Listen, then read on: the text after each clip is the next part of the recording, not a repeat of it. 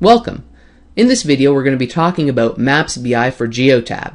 For those of you who don't know, Geotab is a wonderful telematics provider, and Maps BI has integrated seamlessly within their myGeotab platform, as you can see here by the Maps BI icon on the left hand side of their navigation menu. Maps BI adds power and functionality to the existing myGeotab platform by allowing you to create your own dashboards interactively and on the fly, and giving you a lot more insight into your telematics data.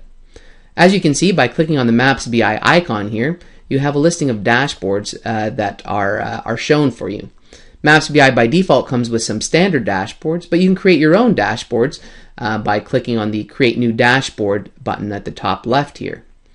To begin with, we're going to give you an overview of some of the things that can be done with Maps BI by clicking on this first dashboard here, Erratic Driving and Idling.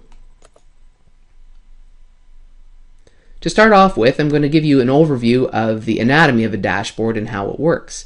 For every dashboard, you typically have a timeline across the top which adjusts your horizon for whatever you're looking at here.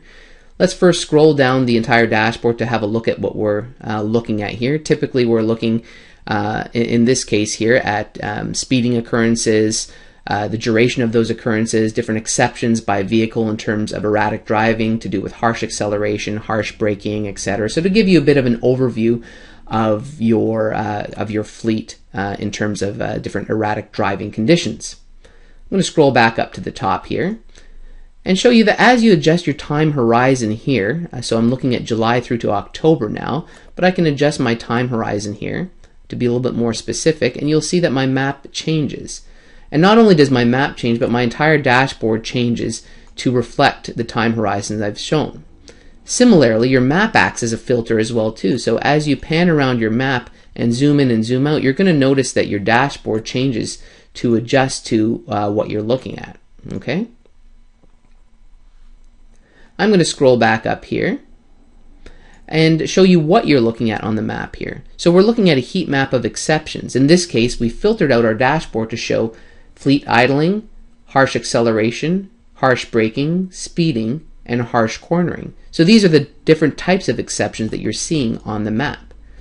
If, for instance, you wanted to filter out your map to only show erratic driving instances and nothing to do with fleet idling, you could simply come in here and click the fleet idling exception and check that off and hit apply on the top. And all of a sudden you're going to be seeing only incidences of harsh acceleration, braking, speeding, and harsh cornering. As I scroll down my dashboard here, you're going to notice that that's the case because our top 5 vehicles by idling duration no longer shows because we've not filtered by that type of exception. Let's go ahead and put that exception back in though. And we'll go here and we'll hit apply. And again, we're seeing all of those different types of exceptions show. What's neat with Maps BI is that you can not only show by number of exception, but for instance, if you wanted to show by the duration of an exception, you could look at that. If you wanted to show by the speed, you can look at that as well too. So in this case, we're looking at average speeds across the board. So you can adjust your metrics pretty easily over here by simply clicking on the legend and looking at the metric that you want to look at. As you zoom in and zoom out as well too, you'll see that your bubbles kind of cluster up and down and will break out as you get into more detail in the map. When you click on something, in this case a speeding incident, we can see the number of exceptions within that time period. So 81 exceptions happened, and we can see when those exceptions happened as well too. We can see that on October 3rd and October 7th there were a number of exceptions dealing with predominantly speeding, but some harsh cornering as well too. And we can actually see the speed of the vehicle as well too, in this case at 105 kilometers an hour. What's neat to remember with Maps BI is that you have the capacity to filter out on anything by simply choosing items on your left. So if I want to look at items for a specific vehicle, in this case we've got the SH8076ZV van as being an offender for top 5 speeding occurrences, what we can do is we can actually filter by that specific vehicle to see where those occurrences happen by typing in on the left here, and we can click on the specific van, and then we'll hit apply. And we can see where those speeding occurrences happened, not only by the speed, but we can look at by the number of occurrences as well, right?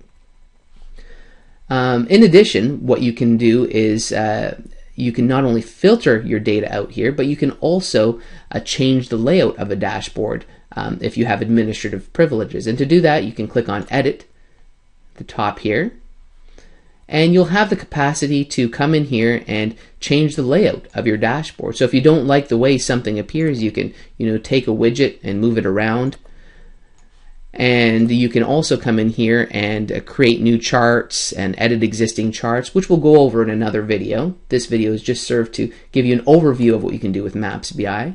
In addition, what you can do is you can share this dashboard. So if you choose you want to share it with folks via a link, you can click the share, and you can copy and paste this link into a new tab.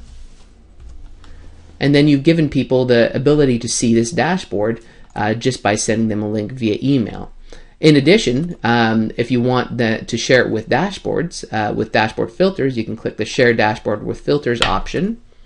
Come in here, we'll copy that, and we'll paste it again and put it up in the browser window. And then all of a sudden, you've given them the ability to share their dashboard with filters as well. Where you may want to share it without filters is where you want to harden up a specific dashboard and not allow people the ability to change the filters and just show them something in specific. What's interesting to note with Maps BI is we've integrated fully with Geotab's permission set. So if you have permission to see a certain set of vehicles within myGeotab, then that translates automatically to Maps BI as well. So this gives you a bit of an overview of the different things that you can do with Maps BI. Again, this serves as more of an introductory session as to an overview of the Maps BI platform within myGeotab. You will see subsequent videos honing in on specific use cases, looking at things like driver scorecards, how to configure and edit your dashboard a little bit more than I've shown you today. And this should hopefully give you a good overview of what you can do with Maps BI for myGeotab.